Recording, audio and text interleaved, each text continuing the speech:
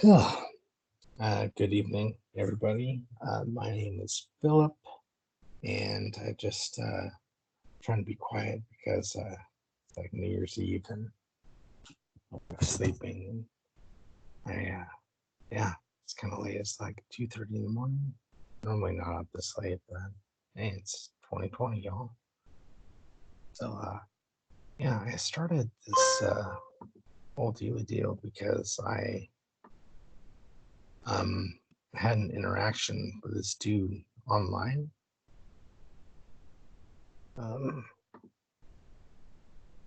This guy, Adam Cronister, he's a Spokane web designer dude. And he's talking about how most of my mentors are dead. Started to crack a joke about, oh, you have a moment to talk about our Lord and Savior Vim.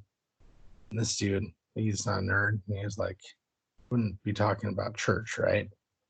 And I explained to this dude, like, hey, Vim is, VI improved, Unix terminal text editor, blah, blah, right?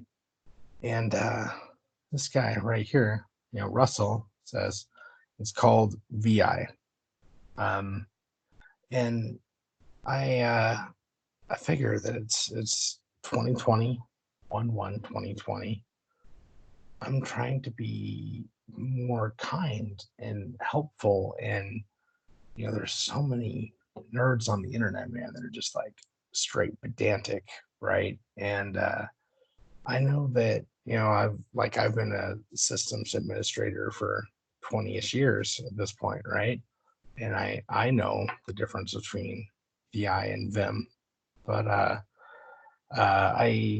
this Russell dude, like, seems like he's into cycling. He likes the Dodgers. He likes Bill. We're friends with Bill. Shit, man. That's enough that this guy and I probably be really good friends if I can manage not to be a jerk online like I have been frequently in my life. And, I don't know, man. So this here is my attempt. There's a lot of different resources on the internet that are probably better than this. This is my attempt with my understanding to explain the difference between VI and Vim, right? So, this is the screenshot I put in this little post here. And for me, I use Visual Studio Code as my IDE. I'm not a developer. This whole DevOps thing, like I'm 1,000% ops and not even 0.003% dev, right? So I'm just trying to figure this stuff out. But I'm pretty proficient, at Unix, right? So here, this is a FreeBSD server.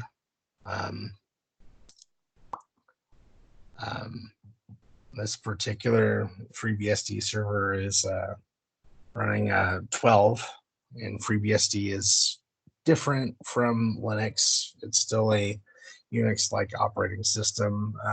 The Berkeley distribution started out of the original Unix System 5 code base when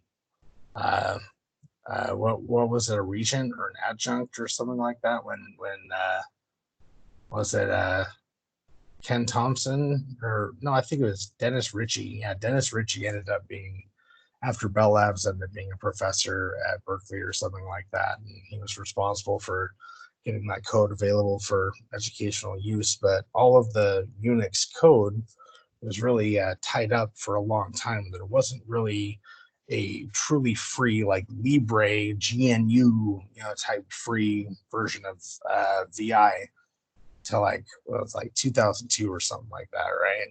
So here, if I'm where is VI? User bin VI on FreeBSD, to make a distinction between what's packaged with the distribution would be in user bin, and where is Vim, right? And so their Vim is user local bin Vim, right? If I say cat my bash RC, you see that I actually have an alias for VI to Vim, right? And why would we do this? We ask. So like if I was to vi test.pl, well, it's already open. Whenever I can open read only. Dope. So I get Vim with coloring, and all the Vim features and nested undo, redo, all that stuff, just by typing VI, which is still, after many, many years, my habit that I go to, right? But if I was to, then this is what it looks like, right? And they're distinct executables. If I was to stat user in VI, then I was to stat user local in a forward slash in there, right? So you see that they are, different in the sense of size and blocks substantially. So if the stat take H, no.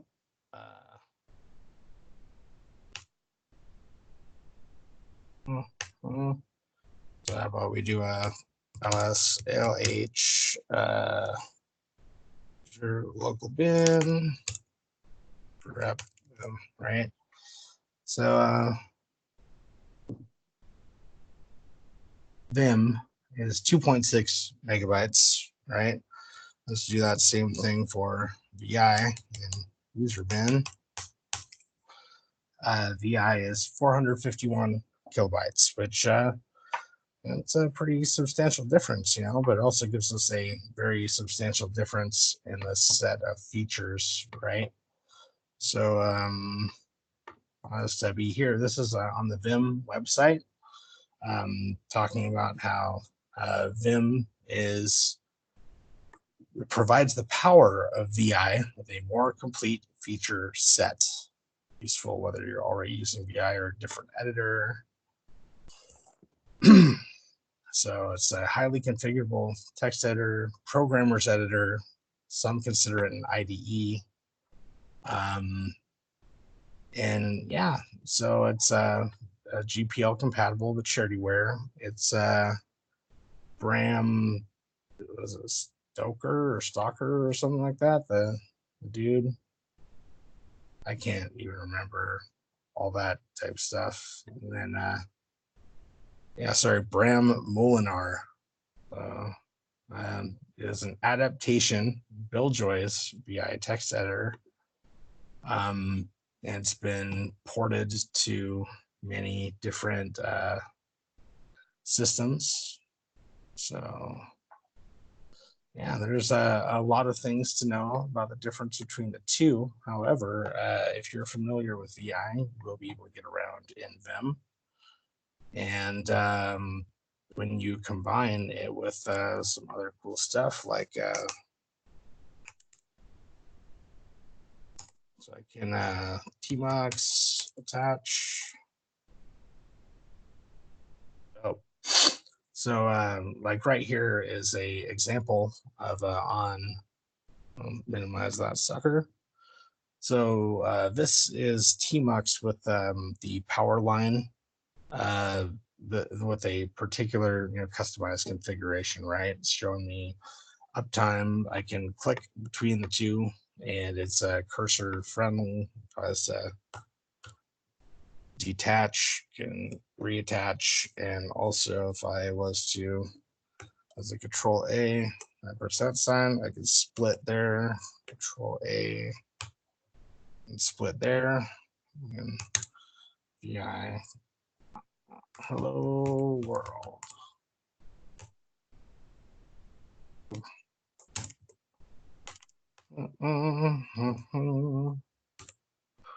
So that, and then I can a Vim hello world. Oh, still running. So you see, Vim even sees VI's swap files, right? So if shift CZ out of that, we'll hit Q to quit. And then, in a flat file like that, you don't really see any real difference there, right? If I was to that whole world, O to stream page, it's even smart enough to know to line down. Whoa.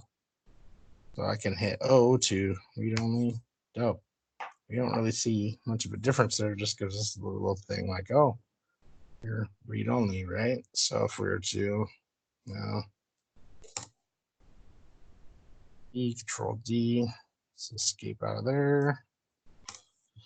So it's I think it's just really important when you're utilizing Unicy's, Linux, Unix, whatever, to continuously learn more about the platforms and to customize these things. And I'm not trying to be right on the internet. I'm just trying to be helpful for somebody to understand the difference between these two pieces of software. And hopefully this is something that contributes to your understanding. If you need more resources, there's a Wikipedia. There's a little good article right here too on Ask Ubuntu, where it's just talking about functionally, everything that's available in VI is available in Vim, not necessarily the other way around.